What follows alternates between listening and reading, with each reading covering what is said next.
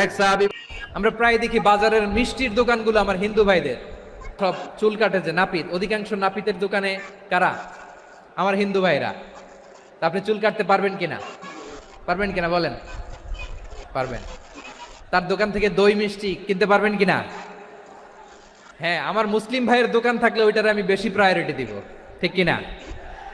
কিন্তু যদি তাদের সার্ভিস নিতে চান, প্রোডাক্ট নিতে চান, পারবেন। তার দলিল সহিহ বুখারী, আম্মা জান আয়েশা রাদিয়াল্লাহু তাআলা আনহা বলেন, ইশতারা রাসূলুল্লাহ সাল্লাল্লাহু আলাইহি ওয়াসাল্লাম মিন ইয়াহুদিয়িন তুআমান ওয়া রাহানাহু দিরআহু মিন হাদিদ।